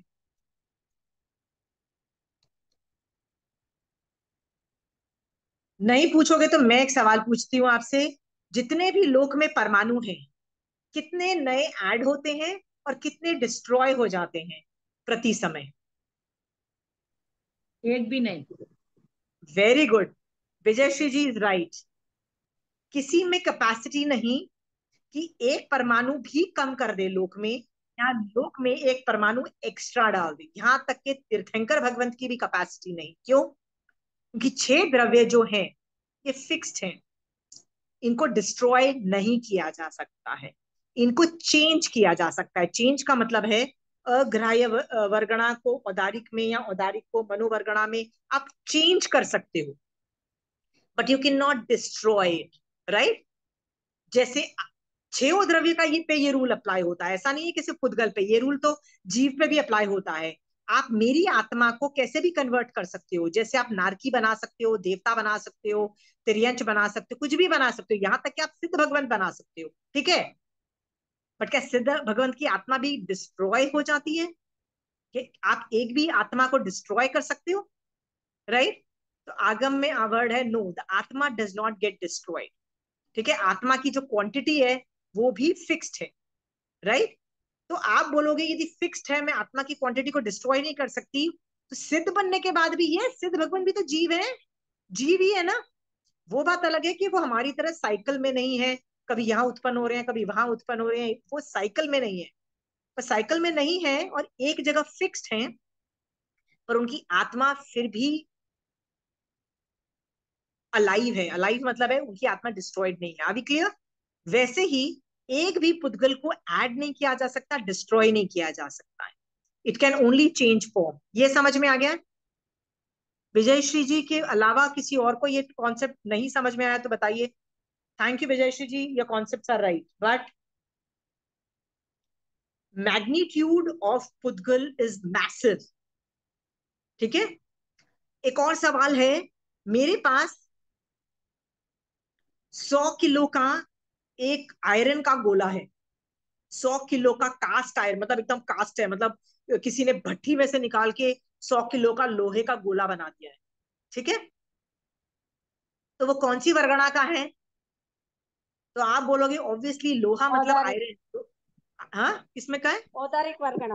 Very good. क्यों औदारिक वर्गणा? क्योंकि आयरन जो है वो जमीन से निकाला गया। ठीक है, और आयरन जो था एक और था, मतलब इट वाज अ पुद्गल, सॉरी इट वाज अ औदारिक वर्गणा। ठीक है, अभी वो उसका डेड शरीर है। डेड शरीर होने से क्या है, वो आयरन का जो 100 किलो का जो गोला है ना, वो औदारिक वर्गणा है।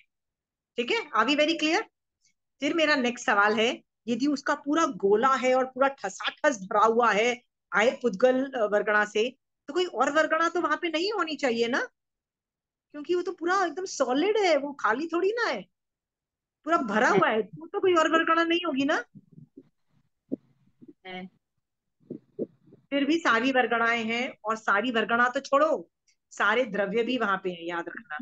वहां पे जीवास्तिकाएं भी है, वहां धर्मास्तिकाएं अधर्मास्तिकाएं सब कुछ है वहां पे। और एक, आप बोलोगे यार एक 100 किलो का पिंड है लोहे का, एक सॉलिड बॉल है, उसमें जीवास्तिकाएं कैसे आ गए? आ गए। वाटे रहते में जो हमारी आत्माएं जो जाती हाँ, रहती है ना, हॉरिजॉन्टल वर्टिकल, वो कितनी है? वो भी अनंत के अंदर, कौन सा अनंत हमने देखा था ना, राइट। वाटे बहते में प्रति समय कितने जीव वाटे बहते में लोक में है, याद है? अनंत के बोल में हमने ये सब देखा था। Anyway, let's get back to the point. तो ये बताने की कोशिश कर रही हूँ कि पूरे लोक में परमाणु की क्वांटिटी समझ में आ गई ना, पुद्गल परमाणु की वर्गणा की क्वांटिटी कितनी है, ये समझ में आ गई है? हाँ, समझ में आ गई है। चलो हम अभी, यदि हमको पुद्गल वर्ड समझ में आ गया है और उसके कैरेक्टरिस्टिक समझ में आ गए हैं, तो पुद्गल परावर्तन स्टार्ट करते हैं। ठीक है, तो सबसे पहले हम क्या देखेंगे? सबसे पहले हम द्रव्य पुद्गल परावर्तन काल देखें। ठीक है, भगवान कहते हैं, भगवान से पूछा गया, भगवान द्रव्य पुद्गल परावर्तन काल कितने तरह का है? तो भगवान कहते हैं जो कि वर्गणाएं कितनी है? 8 या 26 दोनों में से कौन सा लेंगे आप? यार तुक्का नहीं मार सकते यार, मैथ्स में तुक्का नहीं चलता है। भगवान कहते हैं 8 वर्गणाएं है ना, हाँ, तो उसमें से 7 7 जो है द्रव्य मतलब 7 वो क्या बोलते हैं पुद्गल परावर्तन काल है। तो भगवान से पूछा गया कौन सा पुद्गल परावर्तन नहीं है, तो भगवान ने बोला ये आहारक वर्गणा नहीं है। ठीक है, ठीक है, तो आहारक वर्गणा क्यों नहीं है और बाकी सब वर्गणाएं कैसे होती हैं, अभी हम ये देखना चालू करेंगे। We will see that. ठीक है, लेट्स स्टार्ट। भगवान से पूछा गया कि भगवान ये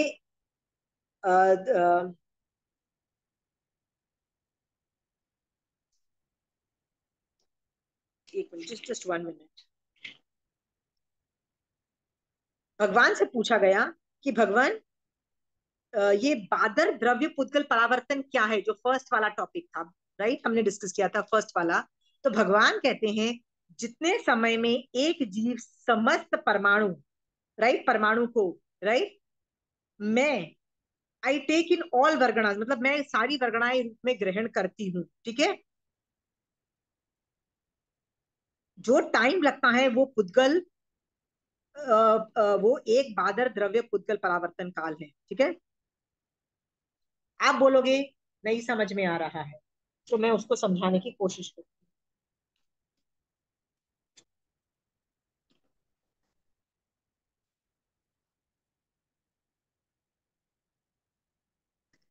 मान लीजिए ये लोक है, ठीक है। मान लीजिए ये लोक है, इसके अंदर सारी वर्गणाएं भरी हुई है, सारी। कोई औदारिक की भरी हुई है, कोई वैक्रिय की भरी हुई है, कोई अलग अलग चीजों की भरी हुई है, ठीक है। अब मैं क्योंकि मैं भी एक जीव हूं, मैं अपने ऊपर घटित करती हूँ। मैं प्रति समय औदारिक वर्गणा ले रही हूँ कि नहीं ले रही हूँ? तो आप बोलोगे ले रहे हो।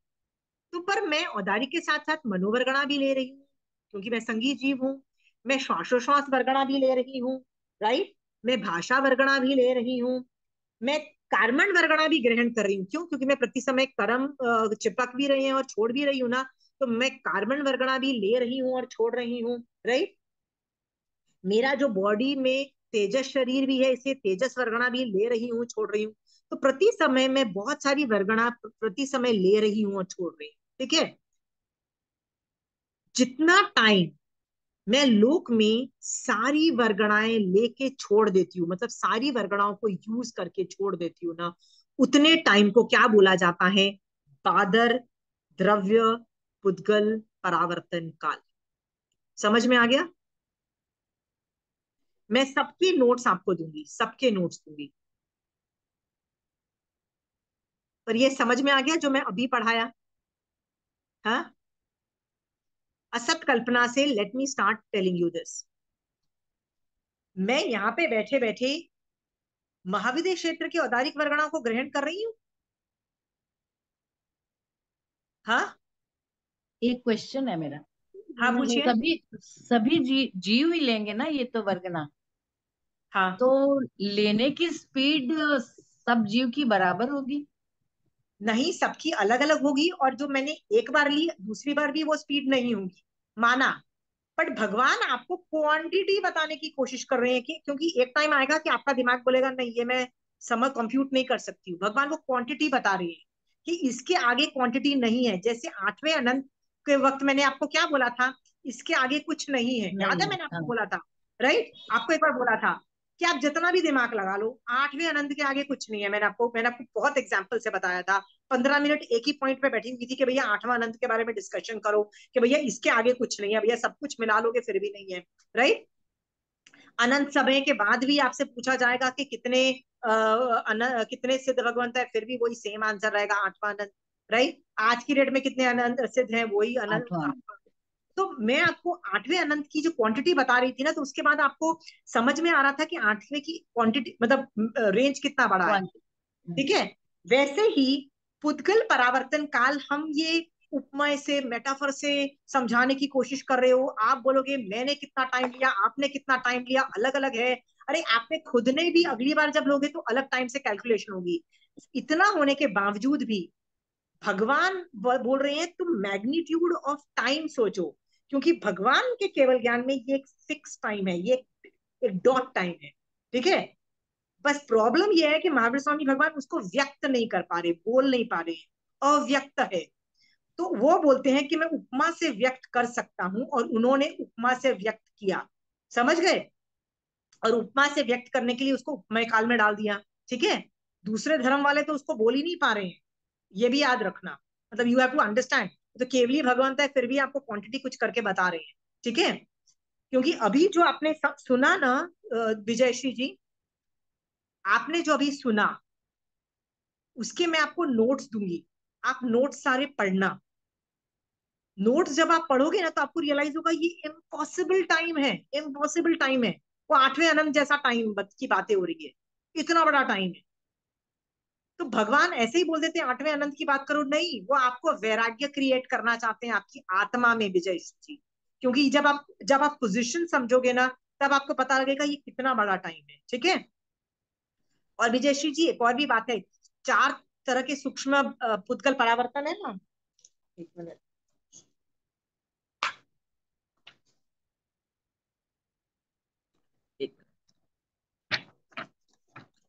देखिए बादर पुद्गल परावर्तन काल की तो कोई वो ही नहीं है, समझ लीजिए यूटिलिटी नहीं है।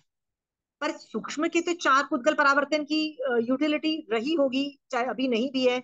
बट इनमें भी ये इतना बड़ा है कि आप दिमाग ही नहीं लगा पाओगे। लाइक जैसे मैं इसका दिमाग ही नहीं लगा पाती हूँ, मेरा दिमाग चलना बंद हो जाता है इसमें। ये मैं आपको नहीं सिखा, मतलब इतने डिटेल में नहीं सिखा पाऊंगी। बट इनको फिर भी मैं आपको समझा पाऊंगी, फिर भी ये इससे काफी छोटे हैं, मतलब ये छोटे हैं। इनकी अल्प बहुत्व नहीं मिलती कि कौन किससे बड़ा है। इसीलिए हम बोल नहीं सकते कि कौन किससे बड़ा है, कितना बड़ा है, कौन छोटा है, कौन बड़ा है। फिर भी जो भाषा से हम लोग अनुमान तो लगा सकते हैं कि कौन किससे बड़ा है।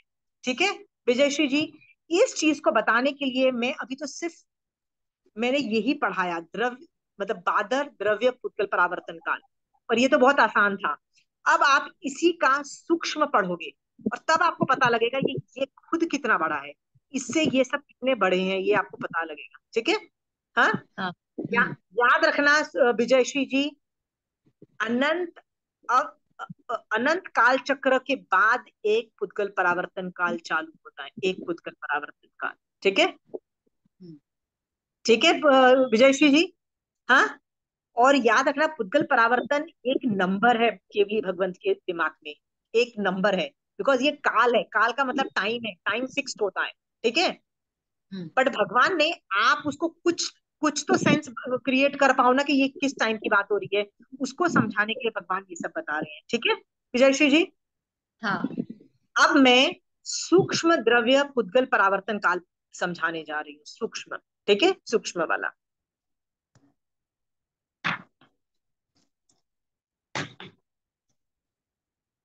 चिंता मत करिए, मैं आपके पास इतने सारे नोट्स दूंगी आपको, इतने सारी हैंड करूंगी कि आप एक बार उनको बैठ के एक एक को पढ़ोगे ना तो आपको बैठेगा।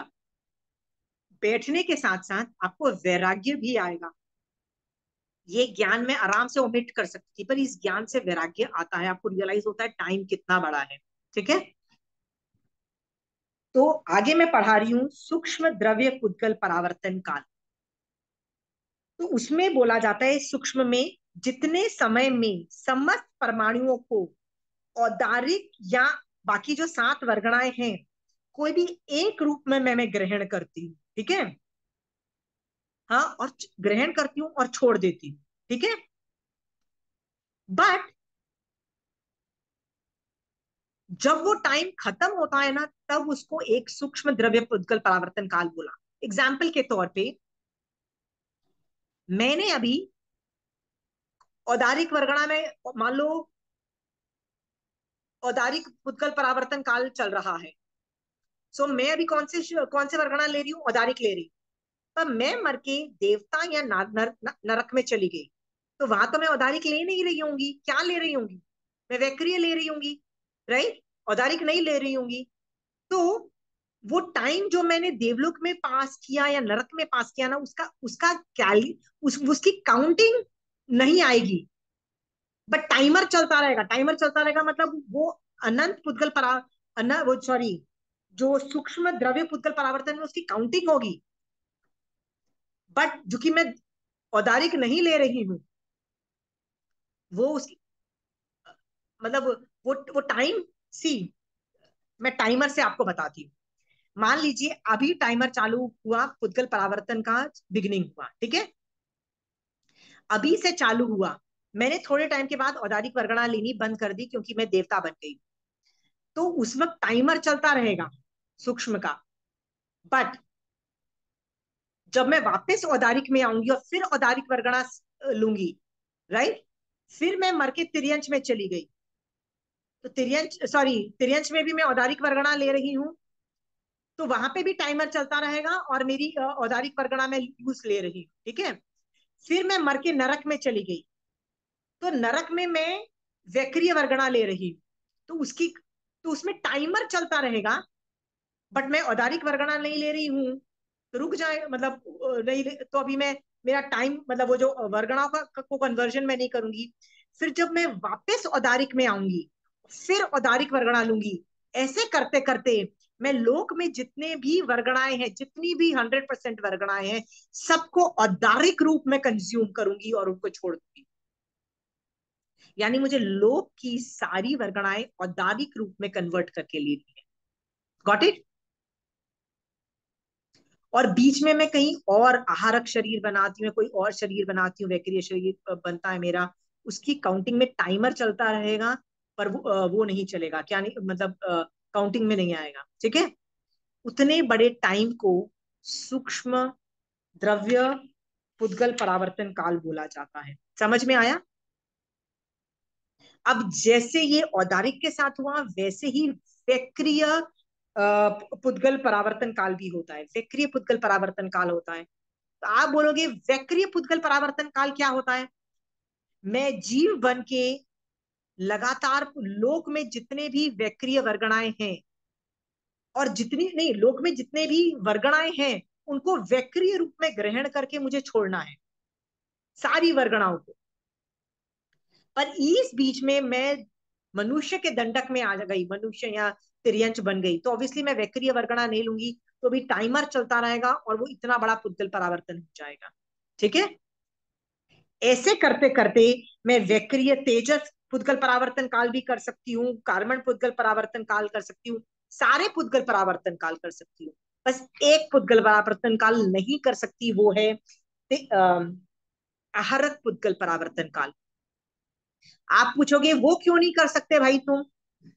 क्योंकि मैं आहारक शरीर कब बना सकती हूँ? सोचो, यदि मैं 14 छठे पुरधर, गुण स्थान में, हाँ, छठे गुण स्थान में नहीं साधु नहीं नहीं, बनकर। नहीं नहीं, मैं जब 14 पुरधर मुनिराज हूँ, ठीक है, हाँ, वो भी मैं अपनी पूरे लाइफ स्पैन में, लाइफ स्पैन मतलब सिद्ध भगवंत बनने तक के जितने भी लाइफ स्पैन है या जीवन, उसमें मैं मैक्सिमम 4 बार ही बनाती हूँ वो शरीर, से ज्यादा बनता नहीं है।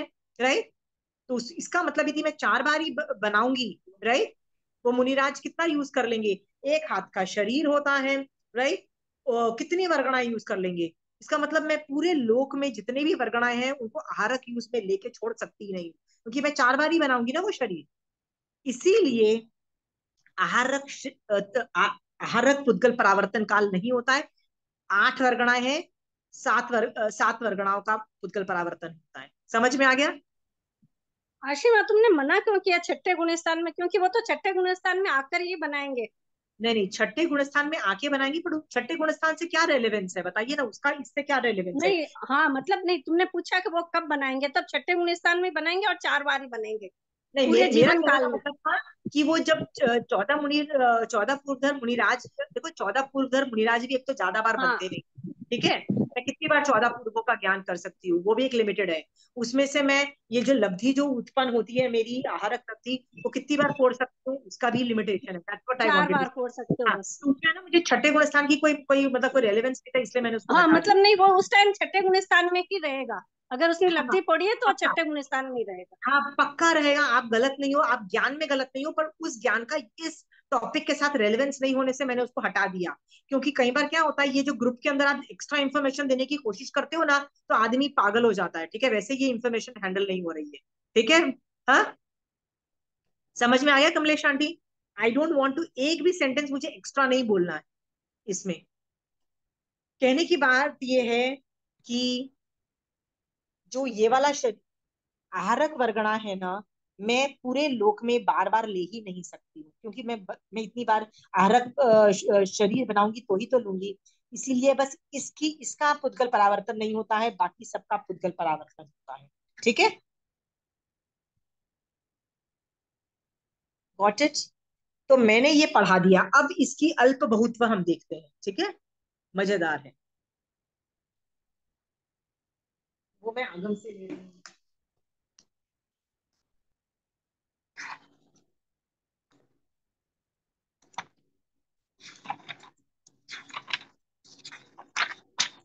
अब मैं इसकी अल्प बहुत्व ले रही हूँ। देखो, अल्प बहुत्व is a very fun thing, amazing है। ठीक है? भगवान, ये भगवती सूत्र शतक 12 उदेशक 4 से मैं ले रही हूँ। ठीक है? भगवान से पूछा गया सबसे थोड़ा नहीं, भगवान से क्वेश्चन क्या था, let me go to the question first. भगवान से पूछा गया कि औदारिक पुद्गल परावर्तन, वैक्रिय पुद्गल परावर्तन मतलब यावत जो है इसमें कौन सा काल किस काल से कम और ज्यादा है, मतलब इसमें से सबसे बड़ा काल कौन सा है और सबसे छोटा काल कौन सा है। तो भगवान उसका जवाब देते हैं, भगवान उसका जवाब देते हैं सबसे थोड़ा कार्बन पुद्गल परावर्तन काल है। उसका कारण क्यों है सबसे छोटा ये क्यों है, तो उसका ना इस पेज में ना इसका इसका लॉजिक दिया गया है। व्हाट इज द लॉजिक, यही लॉजिक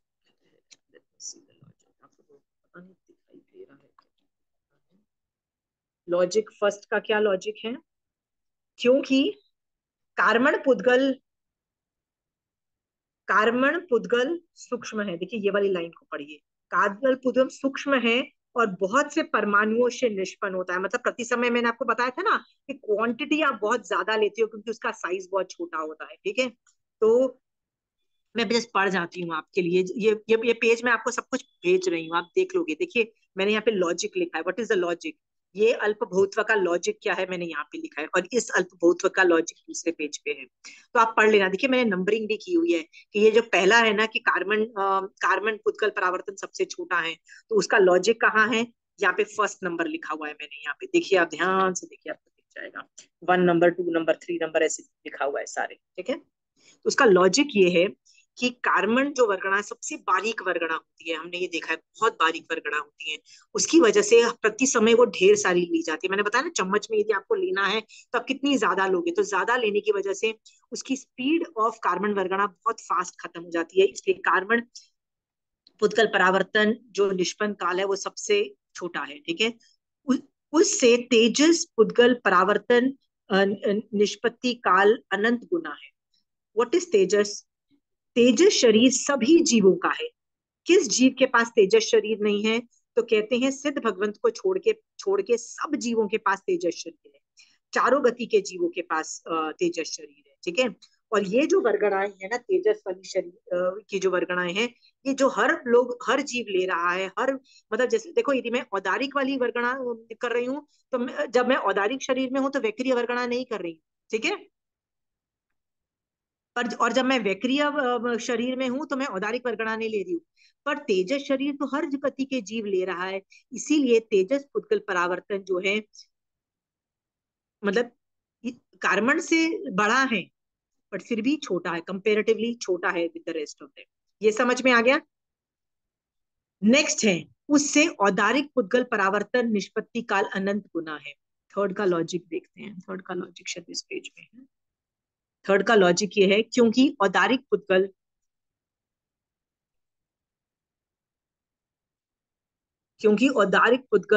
अति स्थूल है मतलब बहुत बड़ा है मोटा है, ठीक है। अतः उसमें से अल्प की ही ग्रहण होता है और वे प्रदेश भी अल्पतर है, अतः उसके ग्रहण करने पर एक समय में अल्प अणु ही ग्रहित होते हैं, तो थोड़े ही होते हैं। दूसरी बात यह है कि वे कार्बन और तेजस पुद्गलों की तरह सर्व संसारी जीवों से निरंतर ग्रहित नहीं होते। ऑब्वियसली सब लोग तो नहीं लेंगे, किंतु केवल औदारिक शरीरधारी जीव द्वारा ही उसका ग्रहण होता है, अतः बहुत काल में उनका ग्रहण होता है इससे, ठीक है। So that's why they are way less, उनका वो भी बहुत कम है, ठीक है। इनसे ज्यादा है पर फिर भी औदारिक काफी पुद्गल काफी कम है, ठीक है। मैं आपको ये इसलिए आगम दे के फोटोज भेज रही हूँ, यहाँ पे लॉजिक जो लिखा हुआ है उसका लॉजिक भी साइड में दिया गया है, ठीक है। चौथा है औदारिक से ज्यादा उससे अन प्राण पुद्गल परावर्तन निष्पत्ति काल अनंत गुना है। ये श्वासोश्वास की बात हो रही है, वो और भी ज्यादा अनंत गुना इससे बड़ा है। उसका लॉजिक क्या है, ये लिखा है आन प्राण पुद्गल औदारिक पुद्गल से सूक्ष्म और बहुप्रदेशी है, क्योंकि उसका अल्प काल में ही ग्रहण हो जाता है, राइट। क्योंकि सारे गति के जीव प्राण तो ले रहे हैं ना, सिद्ध भगवंत को छोड़ के सभी लोग श्वासोश्वास वर्गणा ग्रहण कर रहे हैं, छोड़ रहे हैं। सो एंड उनकी साइज के कंपेरेटिवली भी उसका पिक्चर क्लियर हो रहा है, ठीक है। उससे मनोवर्गणा के जो पुद्गल है वो और भी अनंत गुना ज्यादा लंबा टाइम है। क्यों मनोवर्गणा, क्योंकि सारे जीवों के पास मन थोड़ी ना होता है, एक इंद्रिय बेंद्रिय तेन्द्रिय चौरेंद्रिय के पास मन नहीं होता है, पंचेंद्रिय के पास भी सबके पास मन नहीं होता है। तो मना पुद्गल परावर्तन काल इससे भी बड़ा है, ठीक है। और वचन पुद्गल परावर्तन निष्पत्ति काल उससे भी अनंत गुना बड़ा है। क्यों उससे अनंत गुना बड़ा है? वचन जो है सब नहीं करते हैं। मान लो मेरे पास वचन है तो क्या मैं कॉन्स्टेंटली बात करती हूँ? नहीं, मैं constantly I am not talking, I am only talking 20% of my woken time. ठीक है, इसीलिए वचन पुद्गल परावर्तन काल की निष्पत्ति काल और भी अनंत गुना ज्यादा है, और वैक्रिय पुद्गल परावर्तन काल उससे भी ज्यादा अनंत गुना है। इसका लॉजिक जितना है ना काफी डिटेल में लिखा हुआ है, प्लीज आप लोग ये पढ़ लेना। ठीक है, इसके बाद एक और अल्प बहुत्व है, ठीक है, वो भी मैं पढ़ लेती हूँ। उसका सवाल है, हे भगवान, औदारिक पुद्गल परावर्तन यावत आण पुद्गल परावर्तन, इसमें कौन पुद्गल परावर्तन किससे अल्प या विशेषाधिक है? तो भगवान कहते हैं सबसे थोड़े वैक्रिय पुद्गल परावर्तन काल है। मतलब एक जीव जो करता है ना सबसे थोड़ा वैक्रिय करता है, उससे वचन पुद्गल परावर्तन ज्यादा है, उससे मनः ज्यादा है, उससे श्वासोश्वास ज्यादा है, उससे औदारिक ज्यादा है, उससे तेजस ज्यादा है, और उससे कार्बन पुद्गल परावर्तन ज्यादा है। और उसका लॉजिक भी देखिए, मैंने यहाँ डॉटेड लाइन से आपको यहाँ पे बताया है। उसका लॉजिक जो है ना वो ये है, लॉजिक है ना, इसी का उल्टा लोगे ना तो ये लॉजिक आ जाएगा। ठीक है, मैं ये वाला जो किताब जो है ना, मैंने उसकी पूरी पीडीएफ भेज रही हूँ आपको पूरे। मतलब ये टॉपिक जो भगवती सूत्र में शतक 4 उदेशक नहीं शतक 12 उदेशक 14 4 के अंदर पूरा टॉपिक की मैं पूरा आपको भेज रही हूँ। ये आप करोगे ना आपका बैठ जाएगा, प्लीज अंडरस्टैंड, आपका बैठ जाएगा। ठीक है, आपका ये बैठ जाएगा। तो मैं अगली क्लास के अंदर जो बाकी जो 3 है ना, वो क्षेत्र से और वो जो कहाँ गए यार their names anyway, बाकी 3 है ना वो पुद्गल परावर्तन भी मैं आपको सिखा दूंगी। ठीक है, तो आज आप है ना पूरा किताब पढ़ लेना। मैंने आपको बताया ना ये पूरा आगम के जितने पन्ने मैं भेज रही हूँ ना, वो सारे they are only related to द्रव्य पुद्गल परावर्तन। समझ में आ गया शोभा जी? कितना समझ में आया?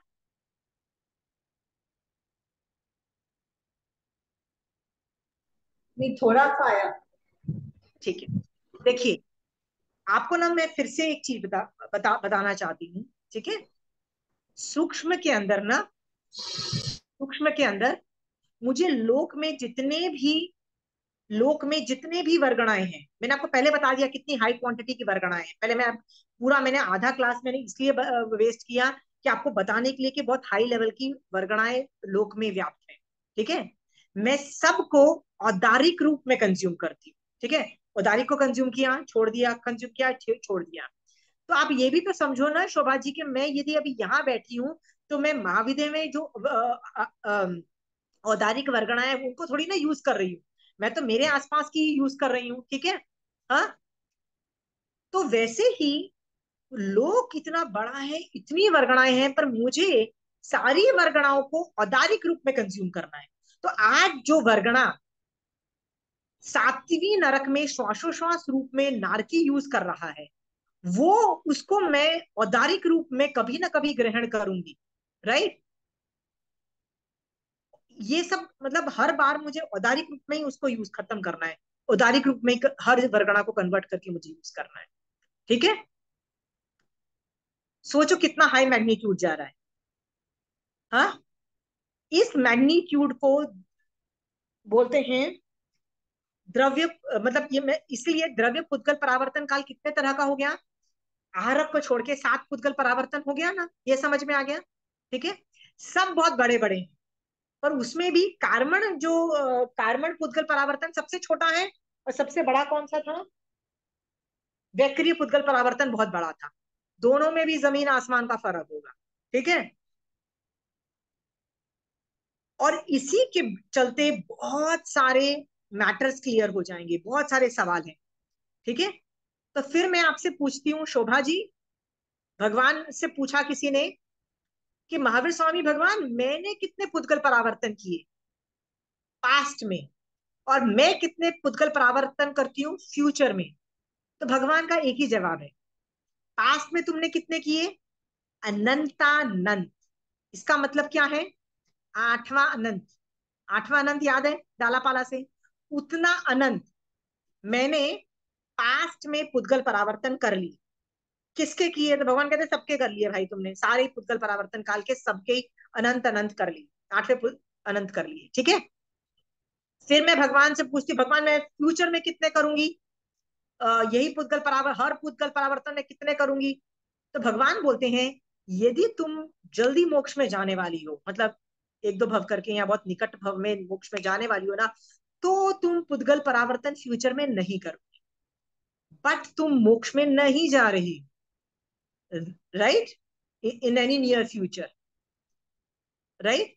तो तुम भी फ्यूचर में भी you have a capacity to do अनंतानंत एनी पुद्गल परावर्तन का। अंडरस्टूड। लोगों को नहीं समझ में आता है कि पास्ट में का भी कोई एंड नहीं था, फ्यूचर का भी कोई एंड नहीं था। तो सोचो पुद्गल परावर्तन अनंत काल चक्र से मिला के एक पुद्गल परावर्तन बना, उसमें भी इतने तरह के पुद्गल परावर्तन, उसमें भी एक ही छोटा और एक इतना बड़ा, ठीक है, ठीक है। और हर पुद्गल परावर्तन हमने आठवां अनंत कर लिया, राइट। फ्यूचर में भी कैपेसिटी है, यदि हम मोक्ष नहीं गए तो हम वो भी करेंगे, राइट। अब समझ में आ रहा है कि अंत कितना नहीं है, फ्यूचर कितना नहीं है, समझ में आ रहा है, टाइम साइकिल समझ में आ रहा है। हाँ, यदि आपको कोई बोलता है कि आपको सम्यक दर्शन हो गया है, बट आपकी उत्कृष्ट स्थिति आपको यही बितानी पड़ेगी, तो भी लोग खुश हो जाते हैं, ठीक है। एक शिष्य ने एक केवली भगवान से पूछा कि मेरे गुरु बहुत ग्रेट गुरु हैं, वो कब मोक्ष में जाएंगे। हर शिष्य को अपने गुरु के प्रति प्यार होता है ना, तो वो पूछता है कि मेरे गुरु कब मोक्ष में जाएंगे। तो वो केवली भगवंत बोलते हैं कि तुम्हारा जो गुरु है ना, वो बहुत टाइम संसार में रहने वाला है। ये जो पेड़ सामने दिख रहा है ना, इस पेड़ पे जितने पत्ते हैं ना, जीव हैं, उतने उतने वर्षों बाद तुम्हारा तुम्हारा गुरु मोक्ष जाएगा। ऐसा बोला, किसने बोला, केवली भगवंत ने बोला। और शिष्य को तो दुखी होना चाहिए ना, वो डांस करने लगा, ही वॉज वेरी हैप्पी कि मेरा गुरु, तो क्या हुआ, इतने टाइम के बाद जाएगा, पर निकल जाएगा मेरा गुरु, ही वॉज वेरी हैप्पी, ठीक है, कि मेरा गुरु निकल जाएगा संसार से, मोक्ष चला जाएगा, ठीक है।